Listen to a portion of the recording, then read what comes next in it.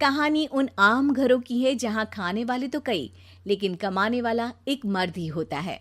बावजूद इसके उससे उम्मीदें कम नहीं होती। देखिए जी, सामने वाले वर्मा जी कैसी अच्छी तरह से सफाई करते हैं छुट्टी वाले दिन अपने घर की, और एक आप हैं। अरे यार, उनके पास कार है, ऑफिस पास में है और हफ्ते में 2 दिन की छुट्टी होती है, तो फर्क तो पड़ता है ना। मेरी तो शादी ही गलत हो गई।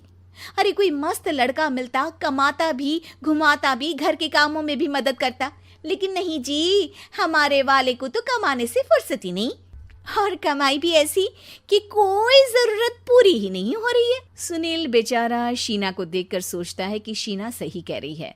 देखने में सुंदर है, घर का सारा काम कर लेती है, उसे तो कोई भी अच्छा लड़का मिल सकता था। क्या सोच रहे हैं? भागने का इरादा तो नहीं है? अरे नहीं मेरी प्यारी बीवी, मैं तो नहीं, पर डर है कि तुम नहीं कहीं भाग जाओ मुझे छोड़कर। शीला सुनील के मुंह से प्यार भरी बात सुनकर मुस्कुराती है। आप भी ना। सुनील एक दिन ऑफिस से घर आता है कि तभी शीना कहती है, सुनिए जी, वो मेरी सहेली आई थी, सारा दिन वो लोग यहीं थे, अब जा रही थी तो मैंने कहा नहीं नहीं, मेरे पति छोड़ आएंगे ना तुम्हें, तो रोक लिया मैंने। सुनील थोड़ी देर कुछ सोचता है, फिर कहता है, ठीक है, मैं कपड़े चेंज करके आता हूँ। अरे तेरे पति को तो लग रहा है कि अच्छा नहीं लगा। अरे नहीं नहीं, ऐसी कोई बात नहीं है, रुको मैं अभी उन्हें घर के कपड़े देकर आती हूँ। शीना अंदर जाती है जहां सुनील पलंग पर लेटा होता है। अरे क्या मजाक है, वो कह रही है कि आपने मुंह बना लिया।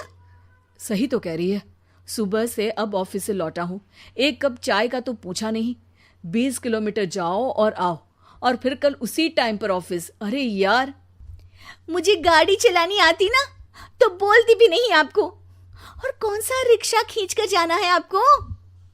सुनील अब क्या बोलता। रात देर से आता है और सो जाता है। अगले दिन शरीर दर्द हो रहा है। अरे तो मत जाओ ना ऑफिस, चलते हैं ना मार्केट घूमने, फिर पिक्चर देखेंगे और रात में खाना खाकर घर वापस। सुनील जब सारे दिन की थकान वाला शेड्यूल सुनता है तो वो सीधे सीधे ऑफिस के लिए तैयार हो जाता है। अब आए दिन शीना की डिमांड बढ़ती ही चली जाती है और सुनील उसको पूरा भी करता। लेकिन एक दिन, ए जी मेरा भाई आ रहा है, उसे 2 लाख रुपए की जरूरत है। हाँ तो मैं क्या करूँ शीना, मेरे पास इतने रुपए नहीं है। हाँ हाँ पता है नहीं है, लेकिन किसी से लेकर तो दे सकते हो ना। अरे मैं किससे मांगू, मेरे तो जानने में भी कोई नहीं है जिसके पास इतनी बड़ी रकम हो। तभी वहां शीना का भाई शीनू आ जाता है। जीजा जी कैसे हैं आप? अब मैं ठीक हूँ शीनू, अचानक इतनी बड़ी रकम की जरूरत कैसे पड़ गई? अरे जीजा जी, वो बिजनेस शुरू किया ना, तो उसके लिए पैसे की जरूरत है। काफी हो चुका है, थोड़ा पैसा बचता है तो मैंने सोचा आपसे ले लूं। अब देखो, मेरे ऑफिस में कुछ लोग हैं जिनकी सेविंग अच्छी है, मैं उन लोगों से बात करके देखता हूँ। सुनील ऑफिस से किसी से पैसे लेकर शीना को दे देता है। शीना वो पैसा भाई को दे देती है 2 महीने बाद। अरे यार शीना, वो ऑफिस वाला आदमी अपने पैसे मांग रहा है, कैसे दूं? अपने भाई से बोलो ना पैसे दे दे। अरे हाँ हाँ दे देगा, कहाँ भागा जा रहा है, आप उनको बोल दो कि दे देंगे। थोड़े दिन बाद, शीना वो आदमी मुझसे आज भी पैसे मांग रहा था यार, मैं तंग आ गया हूँ। ऑफिस जाते ही सामने उसका चेहरा दिखता है, क्या बोलूं, बार बार पैसे मांगता है। अच्छा मैं शीनू को फ़ोन लगाती हूँ, बात करके देखती हूँ।